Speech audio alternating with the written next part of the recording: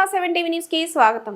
పశ్చిమ గోదావరి జిల్లా అచంట మండలంలో పలు గ్రామాలలో 13వ తారీఖున కురిసిన భారీ వర్షాలకు నీట మునిగిన వరి పంట పొలాలు 2 రోజులు కావస్తున్నా ఇంకా పంట పొలాల నుండి నీరు మరుక్కాలవ ద్వారా బయటికి పోకుండా వరద నీరు చేరడంతో వరి పొలాలు కుళ్లిపోయే పరిస్థితి ఏర్పడిందని రైతులు ఆందోళన చెందుతున్నారు. ప్రభుత్వం వెంటనే ఆదుకొని ప్రత్యామ్నాయ ఏర్పాట్లు చేయాలని వ్యవసాయ అధికారులను కోరుతున్నారు.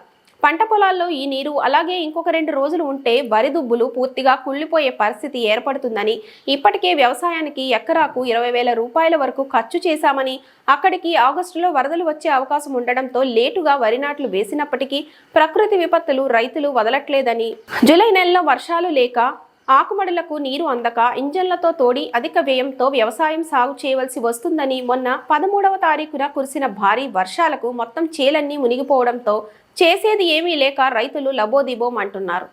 వెంటనే అధికారులు రైతులను ఆదుకోవాలని, అన్నం పెట్టే అన్నదాతకు చివరకు అన్నమే దక్కకుండా పోతుందని రైతులు ఆందోళన వ్యక్తం చేశారు. ప్రభుత్వం పల్లపు ప్రాంతాల్లో నీట మునిగిన వరి రైతులను ఆదుకోవాలని వేడుకుంటున్నారు.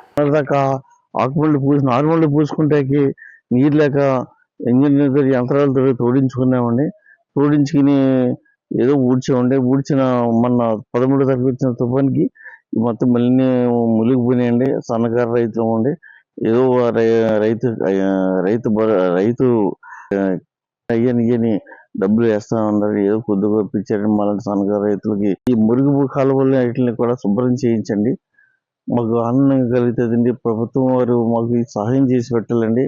అందరూ కూడా మీ ప్రభుత్వం గురించి చెప్పే రైతులందరికీ కూడా ఆదుకోమని నేను కోరుకుంటున్నానండి. ఊడ్చుకుంటానికి 10-15 ఎకర పెట్టుబడులు పెట్టుకుని మందులు వేసుకుని వాటికి యూరియా వేసుకుని అన్ని చేస్తామండి.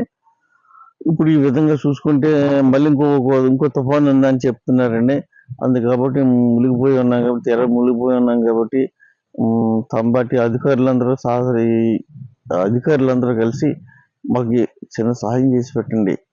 మా తోటి ఉన్న రైతులందరికీ ఏదో సహాయం చేసి పెట్టండి. మీకు అందరికీ కూడా వందనములు తెలియజేస్తున్నాను. భారీ వర్షాల వల్ల ఇది ప్రతి రైతుని, సన్నకారు రైతుని అందరినీ ఆదుకుని ఈ ప్రభుత్వం ఇవ్వాల్సిన